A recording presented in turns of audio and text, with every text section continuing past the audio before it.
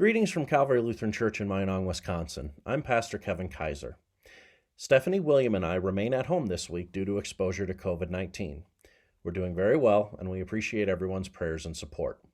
But since Sunday School and Christian Ed are canceled this week, we wanted to offer a lesson related to Halloween, and we thought it'd be fun to do it over Facebook and YouTube.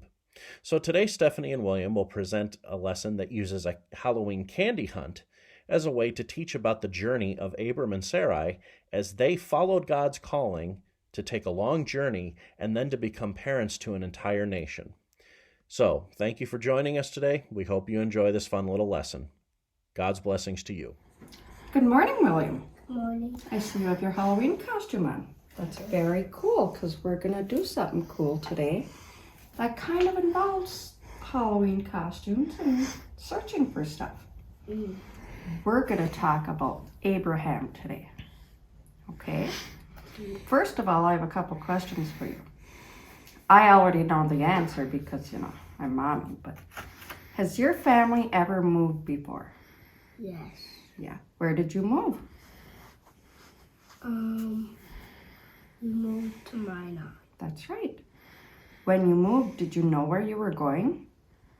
No. No, you just knew we had to move, hey? Yeah. Okay. But what did you take with you when you moved? I took everything we had. Like your toys and Yes. your bed and all of that stuff, hey? Yeah. When people move today, what do they pack their things in? What do they put them in? We put them in a moving truck. There was a big moving truck and we put some in our car, right? And Papa put some in his car and we all moved like a caravan, hey? Now, how do you think people packed up during Bible times? How did they move their stuff? No? Did they have cars and moving vans and everything? And what did they have? They had furniture and toys. What did they move their stuff with though? If they didn't have vans and stuff, they had like camels and donkeys, right? Yeah. And they had to move all their stuff with camels and donkeys, and they had to wrap all their stuff up in their tents, right? Yeah. So what we're gonna do now is we're gonna pack up everything we took with us today. What you came here today with. So you came here with this, right? Yeah. So we're gonna pack up with you, and we're gonna go on a little journey, okay? See? So I'm gonna take these, you're gonna take that, and let's go on our journey. Come here. And what are we gonna do on our journey? Well, we gotta find out.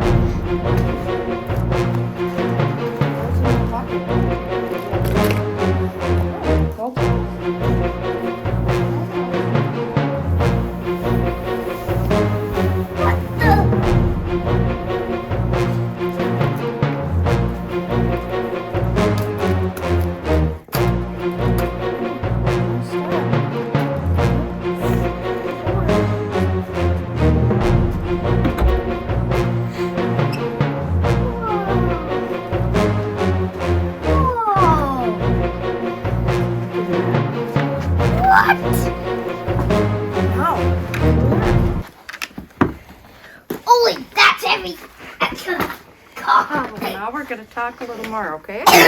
Okay. So Can I close this door? No, we can leave it open. So, got a question. What was it like to go on the journey and not know what you'd find at the end?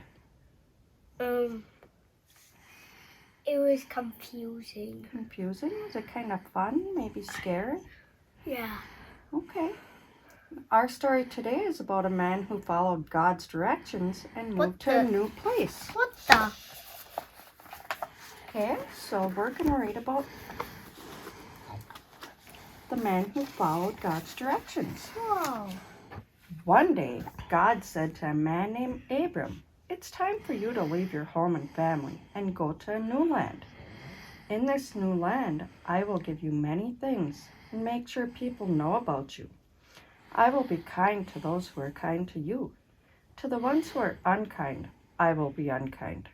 Because of you, all the families on earth will be blessed." Abram was 75 years old What the? and had a long white beard, but he didn't let his age stop him. On his trip, Abram took his wife Sarah and his nephew Lot. They walked the many miles leading to the new land.